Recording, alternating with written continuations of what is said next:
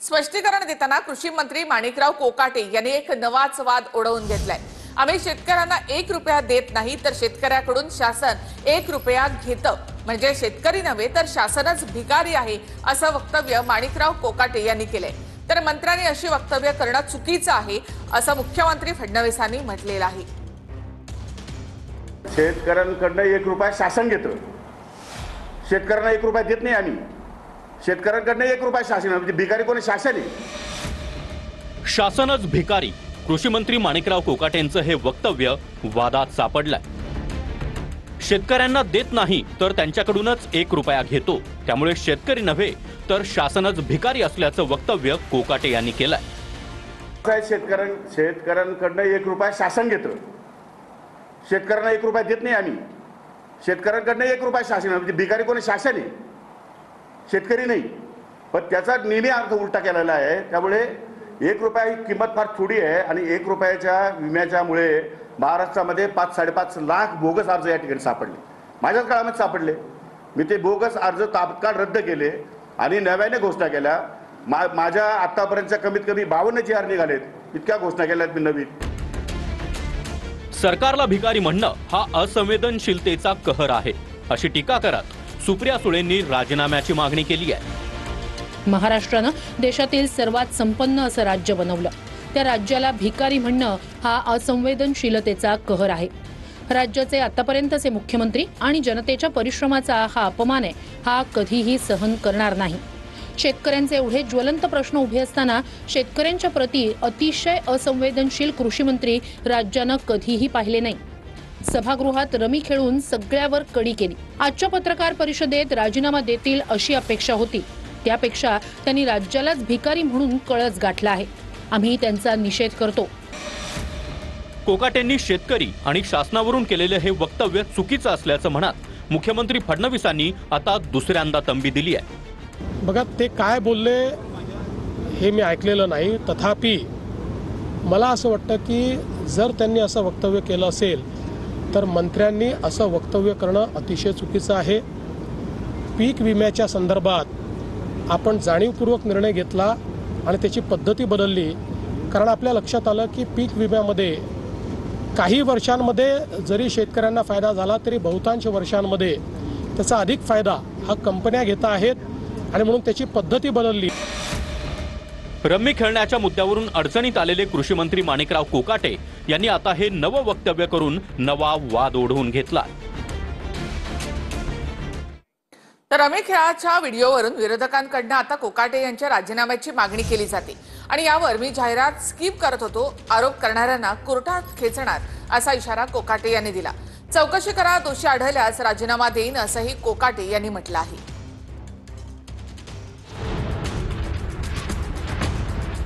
रोहित पवारांनी सभागृहात rummy खेळतानाचा video tweet केल्यानंतर कृषी मंत्री माणिकराव कोकाटे यांच्या राजीनाम्यावरून घमासान सुरू झालाय।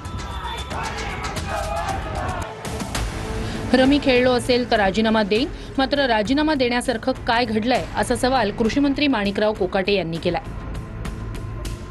तर राजीनामा द्यावा आणि द्यावाच लागेल असं म्हणत रोहित पवार आणि संजय राऊत आक्रमक झाले। विरोधकांकडून माणिकराव कोकाटे यांच्या राजीनाम्याची मागणी केली जाते। प्रश्न असा आहे, राजीनामा देण्यासारखं घडलं काय? राजीनामा देण्यासारखं घडलं काय? मी काय कोणाचा विनयभंग केलेला आहे? मी चोर केलेलं आहे? शेतकऱ्यांच्या विरोधात निर्णय घेतलेला आहे? माझी काय पार्श्वभूमी गुन्हेगारीची आहे? काय झालं काय असं? एक फक्त फोटो ज्याचा व्हिडिओ त्यांनी रेकॉर्ड केला विरोधकांनी, त्यांना तर मी कोर्टात खेचणार, त्यावर नुकसानीचा दावा पण दाखल करणार आहे। मी आता माननीय मुख्यमंत्री, माननीय उपमुख्यमंत्री, माननीय सभापती आणि माननीय अध्यक्ष विधानसभा या चौघांनाही लिखित पत्र देणार आहे। या संपूर्ण प्रकरणाची सखोल चौकशी होण्याची आवश्यकता आहे। त्यामुळे माझ्या पत्राच्या आधारे आपण चौकशी करावी। जर मी ऑनलाईन रमी खेळत असेल आणि मी जर दोषी सापडलो तर नागपूरच्या अधिवेशनामध्ये उपमुख्यमंत्री किंवा मुख्यमंत्री दोघांपैकी कोणी एकाने निवेदन करावं। त्या क्षणाला न थांबता मंत्री आणि उपमुख्यमंत्री आणि मुख्यमंत्र्यांना न भेटता राज्यपालाकडे जाऊन मी माझा राजीनामा सादर करेन। सभागृहाचं कामकाज संपलं होतं हे कृषी मंत्री महोदयांचं वक्तव्य धडधडीत खोटं आहे। आदिवासी बांधवांना दुधाळ जनावरं देण्याचा अत्यंत महत्त्वाच्या विषयावर सभागृहात चर्चा सुरू होती, पण ओसाड गावच्या पाटलांना या चर्चेत रस नसावा। आणि मला सांगा, पत्त्याची कोणती जाहिरात स्किप करण्यासाठी 42 सेकंद लागतात हो? विजताना दिव्याची ज्योत मोठी होते, तसंच काहीसं कोकाटे साहेबांचं झालंय. आज राजीनामा देऊन शेतकऱ्यांवर ते उपकार करतील असं वाटत होतं, पण गिरे तो भी टांग ऊपर अशी त्यांनी भूमिका घेत कोर्टात जाण्याची भाषा केली. हे दुर्दैव आहे. मंत्री महोदय स्वतःला वाचवण्यासाठी आज जेवढा खटाटोप करत आहेत, त्यापेक्षा दिलेल्या पदाला न्याय देण्यासाठी केला असता तर ही वेळ आली नसती. विधिमंडळाची अप्रतिष्ठा होऊ नये म्हणून आवाज असलेले हे व्हिडिओ शेअर करणं मी टाळत होतो, पण मंत्री महोदयांनी कोर्टात जाण्याची भाषा केल्यानं नाईलाजानं मला सत्य जनतेच्या कोर्टात आणावं लागतंय. आता चौकशी करायची आहे तर कृषी मंत्री पत्ते खेळत होते की नाही याची ही चौकशी करावी, आणि ही चौकशी निष्पक्ष पद्धतीनं होण्यासाठी नैतिकता दाखवून कोकाटे साहेबांनी मंत्रिपदाचा राजीनामा द्यावा. महत्त्वाचं म्हणजे सत्य हे झाकणार नसल्यानं राजीनामा देण्यासाठी पुढील अधिवेशनाची कशाला वाट पाहता आणि शेतकऱ्यांना सहन करायला लावता. माणिकराव कोकाटे यांना कृषी मंत्री पदावर राहण्याचा नैतिक अधिकार नाही. आज देवेंद्र फडणवीस आणि अजित पवारांचा मला वाटतं वाढदिवस आहे, आणि त्यांच्या वाढदिवसानिमित्त मुख्यमंत्र्यांनी महाराष्ट्राच्या शेतकऱ्यांना एक भेट दिली पाहिजे. ती म्हणजे अशा कृषी मंत्र्यांचा राजीनामा घेणं. असंवेदनशील, अकार्यक्षम असा कृषी मंत्री सातत्यानं महाराष्ट्राला लागतो. मात्र माणिकराव कोकाटे रमी खेळत नव्हतो या वक्तव्यावर ठाम आहेत. रोहित पवारांच्या ट्विटला उत्तर देताना आपण कमी हुशार असल्याचं माणिकराव कोकाटे म्हणाले. तुम्ही जो खुलासा केला स्किप करण्याचा, तर ते म्हणताय 42 सेकंद इतका वेळ कधी स्किप करण्यासाठी लागतो का? मला लागतो, त्याला नसेल लागत. ते जास्त हुशार आहे माझ्यापेक्षा. ते अत्यंत हुशार आहेत. ते जास्त हुशार असल्यामुळे त्यांचा प्रॉब्लेम कमी आहे. मी कमी हुशार असल्यामुळे मला प्रॉब्लेम थोडा जास्त आहे. ऑनलाईन रम्मी काय प्रकार आहे माहिती आहे का आपल्याला? ऑनलाईन रम्मी खेळत असताना त्याला मोबाईल नंबर त्याला हे करावा लागतो, त्याला जॉईन करावा लागतो, आणि त्या दृष्टिकोनातून कुठेही चौकशी केली तर ज्या दिवसापासून ऑनलाईन रमी सुरू झाली आहे त्या दिवसापासून आज तागत 1 रुपयाची सुद्धा रमी मी या ठिकाणी खेळलेलो नाही. मला रमी खेळताच येत नाही. त्यामुळे अशा प्रकारचा आरोप तो एकदम बिनबुडाचा आहे, चुकीचा आहे. आपला मोबाईल नंबर किंवा खातं रमी खेळण्यासाठी जोडलेलं नसल्याचं म्हणतानाच हा व्हिडिओ सभागृह तहकूब केल्यानंतरचा असावा असं कोकाटे म्हणाले. तर खोटं बोलताय, सभागृह सुरू असतानाचा व्हिडिओ असून आदिवासी मुद्द्यावर चर्चा सुरू होती असं म्हणत रोहित पवारांनी पलटवार केलाय. वो वीडियो है नहीं. नीचे के हाउस में क्या चल रहा है, ऊपर का हाउस अर्जन हो गया था, तो नीचे के हाउस में क्या बिजनेस चल रहा है वो देखने के लिए यूट्यूब ओपन करने के लिए मैंने मोबाइल हाथ में लिया था. किसी ने तो भी मेरे मोबाइल में गेम डाउनलोड किया होगा शायद, उसको स्किप मैं कर रहा था. उसने 10-12 सेकंड के अंदर वो रिकॉर्ड किया गया है, लेकिन उसके बाद में मेरा आपने वो जो गेम है वो मैंने स्किप किया हुआ है. वो मोबाइल आपने क्यों नहीं देखा, वो ट्यून क्यों नहीं आपने बताई? पत्रकारांनी विचारलेल्या प्रश्नावर बोलताना दादांचा फोन बंद असल्याचं कोकाटे म्हणाले. तर निलेश लंके यांनी थेट कॉल लिस्ट दाखवत दावा खोडून काढण्याचा प्रयत्न केला. मुख्यमंत्र्यांशी बोलणं झालं नाही, परंतु उपमुख्यमंत्री अजितदादांशी नाही बोलणं झालं. नाही, फोन बंद आहे त्यांचा, फोन स्विच ऑफ आहे. पण आपल्याला म्हणजे आज त्यांचा वाढदिवस आहे, मी शुभेच्छा देणारच ना. मी आत्ता फोन केला होता दादांना, दाखवू तुम्हाला नंबर सुद्धा. काय उचलला नाही? फोन झाला ना. हे तुम्हाला वाचता येतं का मराठी? पुढे रे हे बघ ना. हां, म्हणजे दादांना फोन करून शुभेच्छा काय म्हटले? दादांचं काय रिप्लाय? अरे पण शुभेच्छा द्यावाच लागतात ना. आम्ही राजकारणामध्ये एकत्र राहिलेलो माणसं आहेत ना. दरम्यान मुख्यमंत्री फडणवीसांनी मीडियावर विश्वास ठेवून वक्तव्य केल्याचं यावेळी माणिकराव कोकाटे म्हणाले. मला असं वाटतं की अतिशय चुकीचं आहे. अशा प्रकारे विधान भवनामध्ये ज्यावेळेस चर्चा चालते त्यावेळेस आपलं कामकाज नसलं तरीही आपण त्या ठिकाणी सिरियसली बसणं गरजेचं आहे. साधारणपणे एखादे वेळेस असं होतं की तुम्ही कागदपत्र वाचता, बाकी गोष्टी वाचता, पण रमी खेळतानाचा व्हिडिओ हा काही निश्चितच योग्य नाही. अर्थात त्यांनी त्या ठिकाणी खुलासा देखील दिलेला आहे की मी काही रमी खेळत नव्हतो, अचानक ती पॉपअप झाली.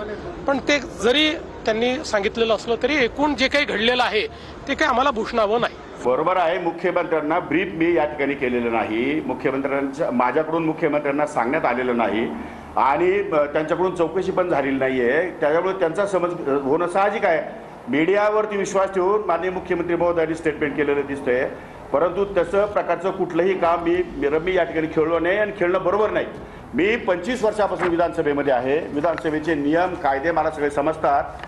विधानसभेमध्ये काय करावं, विधानसभेमध्ये काय करू नये, विधान परिषदेमध्ये काय करावं, काय करू नये याच्या नियमाची मला पूर्णपणे काळजी आहे आणि हे 25 वर्षापासून मी ते नियम पाळतो. आता सुद्धा मी नियम पाळलेले आहेत. या विषयावर आपली बाजू आणखी ताकदीनं मांडण्यापेक्षा मला वाटतं आपण दिलगिरी व्यक्त करून जनतेच्या भावनांचा आदर केला पाहिजे. परंतु मला वाटतं आता पुन्हा उगाळून मीच केलेले योग्य आहे असं काही सांगण्याचा खटाटोप करण्याची आवश्यकता असं मला वाटत नाही आहे. विनाकारण विषय त्यांनी आपल्या बाजूनं वाढवू नये असा माझा त्यांना मित्रत्वाचा सल्ला किंवा विनंती राहील. तर कोकाटे पत्ते खेळत होते, अख्ख्या जगानं पाहिलं असं रोहित पवार यांनी म्हटलं आहे. शेतकऱ्यांचा विषय सुरू असताना कोकाटे पत्ते खेळत होते असं रोहित पवार यांनी म्हटलं आहे.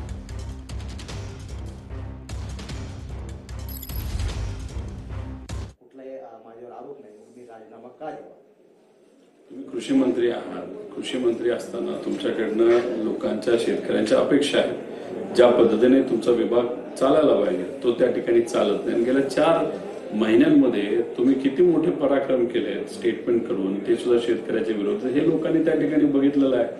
आणि त्याच्यात तुम्ही काय करत होता, कसं करत होता, कसं ते पत्त्याला पत्ता जोडत होता हे दुनियेने बघितलेलं आहे. त्याच्यात तुम्ही म्हणाला की ते सभागृह बंद होतं, पण तुम्ही जर बघितलं तर त्याच्या मागचा आवाज बघितला तर आदिवासी भागातले जे शेतकरी, दुधाचा विषय, शेतकऱ्यांचा विषय तिथं सुरू होता आणि तेव्हा तुम्ही तिथं पत्ते खेळत होता. आमचं एवढंच मत आहे की तुम्हाला जर पद दिलं असेल तर त्या पदाचा योग्य वापर ह्या महाराष्ट्राच्या शेतकऱ्यांसाठी तुम्ही केला पाहिजे. आणि तो न करता तुम्ही अधिवेशनामध्ये काय चाललंय त्याच्याकडे लक्ष न देता तुम्ही जर तिथं पत्त्याचा खेळ खेळत असतात आणि तुम्हाला कुठेच सिरियस नसतं, हे कितपत योग्य आहे. आणि अजून एक आमचं मत आहे की तुम्ही जे पत्रकार परिषद घेतलेली आहे त्यातून तुम्ही जो अहंकार दाखवलेला आहे, कारवाईला आम्ही काही भीक घालत नाही, आम्ही कोणाला घाबरत नाही, जी काही कारवाई करायची करा. आम्ही न ईडीला घाबरलो ना आम्ही कशाला घाबरलोय. आम्ही सामान्य लोकांची बाजू ही मांडत राहणार, आम्ही तिथं लढत राहणार. त्यामुळे उगाच आम्हाला तुम्ही घाबरू नका, आम्ही घाबरणारे नाही. फक्त विषय एवढाच आहे की ज्या पद्धतीने गेल्या काही महिन्यांमध्ये तुमचं कार्यालय चालू आहे त्यातून फक्त काय झालं असेल शेतकऱ्याचं तर नुकसानच झालं असेल. शरद पवार आणि उद्धव ठाकरे यांनी देवेंद्र फडणवीस यांच्या वाढदिवसाच्या निमित्तानं त्यांचं कौतुक केले. देवेंद्र यांच्या कार्याची गती अफाट आहे असे गौरवाचे उद्गार पवारांनी महाराष्ट्र नायक या पुस्तकामध्ये काढलेले आहे. तर फडणवीसांना राष्ट्रीय पातळीवर जबाबदारी मिळण्याची शक्यता आहे असं उद्धव ठाकरे यांनी म्हटलं आहे. देवेंद्र यांच्या कार्याची गती अफाट, पवारांकडून फडणवीसांवर कौतुकाचा वर्षाव. फडणवीसांचे कष्ट पाहून ते थकत कसे नाहीत असा प्रश्न पडतो. शरद पवार. देवेंद्र फडणवीस यांच्या कामाचा झपाटा आणि उरक पाहिला की मी पहिल्यांदा मुख्यमंत्री झालो तो कार्यकाळ आठवतो. देवेंद्र फडणवीसांची देखील ही गती ते माझ्या वयाचे होईपर्यंत राहो आणि कालचक्रमानानं ती वृद्धिंगत होत राहो असं अभिष्ट चिंतन त्यांच्या वाढदिवसानिमित्त करतो. क्रियाशील राहण्यासाठी प्रकृती शिडशिडीत असावी असं स्थूलमानानं म्हटलं जातं, पण आम्हा दोघांमधील साम्य लक्षात घेता आमच्या कार्यक्षमतेत स्थूलपणा कधी आडवा आला नाही. विनोदाचा भाग सोडला तर त्यांचे कष्ट पाहून ते थकत कसे नाहीत असा प्रश्न मलाही पडतो. ही त्यांच्या कार्याची पोचपावती आहे. एक प्रामाणिक हुशार राजकारणी, ठाकरेंकडूनही कौतुक. फडणवीस यांनी वयाच्या अवघ्या 22व्या वर्षी नागपूर महानगरपालिकेत नगरसेवक म्हणून प्रवेश केला. त्यांचा अभ्यासू स्वभाव आणि कायदेशीर, आर्थिक तसंच प्रशासकीय विषयांवरील सखोल ज्ञान त्यांना भाजपमधील इतर सदस्यांपासून वेगळं ठरवतं. फडणवीस यांना भविष्यात राष्ट्रीय पातळीवर महत्त्वाची जबाबदारी मिळण्याची शक्यता आहे, कारण त्यांचा अभ्यासू स्वभाव आणि प्रशासकीय कौशल्य पक्षाला उपयुक्त ठरेल.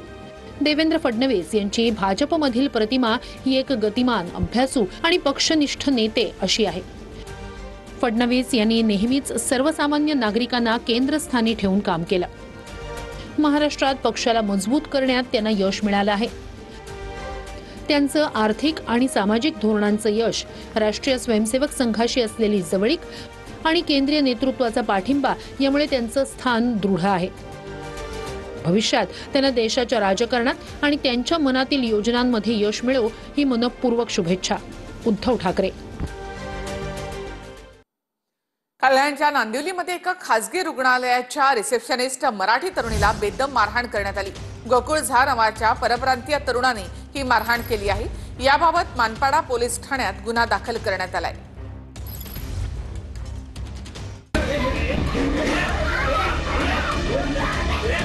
कल्याणच्या नांदिवली परिसरामध्ये एका खासगी रुग्णालयामधल्या रिसेप्शनिस्टला बेदम मारहाण झाली.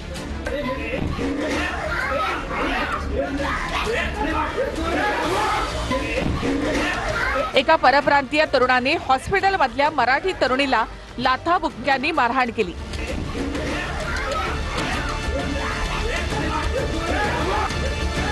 या मारहाणीचं सीसीटीव्ही फुटेज आता समोर आलंय.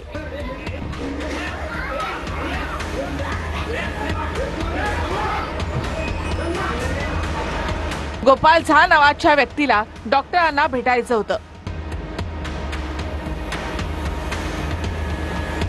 पण डॉक्टरांच्या केबिनमध्ये काही इमार बसले होते.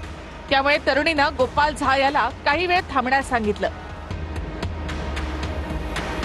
त्यामुळे रिसेप्शनिस्ट तरुणी आणि गोपाल झा यांची वादावादी झाली.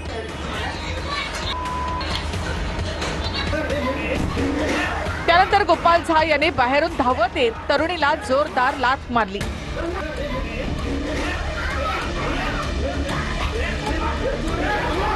लाथ मारल्यानं ती तरुणी खाली कोसळली. त्यानंतर गोपाल झा यानं तरुणीच्या केसांना धरून तिला ओढत नेलं.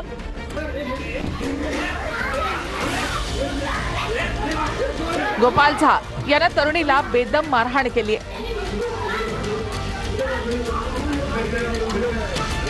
त्या पेशंटला फक्त एवढंच बोलली की दादा तुमचा नंबर नाहीये.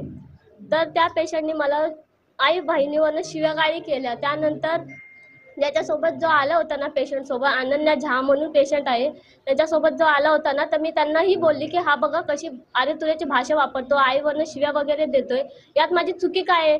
यात माझी काय चुकी नसताना त्यांनी मला छातीत माझ्या लाथा एवढ्या मारल्या, 2-3 लाथा मारल्या. मी खिडकीला सुद्धा जाऊन आपटली. नंतर त्यांनी माझी केस सुद्धा ओढून दरवाजापर्यंत मला घसरत नेलं. नाही, संबंधित पोलीस अधिकारी आरोपीने त्या रिसेप्शनिस्टला म्हणजे फिर्यादीला शिवीगाळ आणि दमदाटी केली, तसंच हल्ला केलेला आहे आणि अश्लील शिवीगाळ केली या ठिकाणी. या प्रकरणी मानपाडा पोलीस स्टेशनमध्ये आलेल्या तक्रारीवरून गुन्हा नोंद क्रमांक 884/2025 कलम 74, 79, 115(2) भारतीय न्यायसंहिता या अन्वये गुन्हा नोंद झालेला आहे. या गुन्ह्यातील आरोपीचं नाव निष्पन्न झालेलं आहे. गोकुळ झा नावाच्या आरोपीने या ठिकाणी गुन्हा केलेला आहे आणि त्याचा आमच्या पोलीस पथकांमार्फत शोध चालू आहे.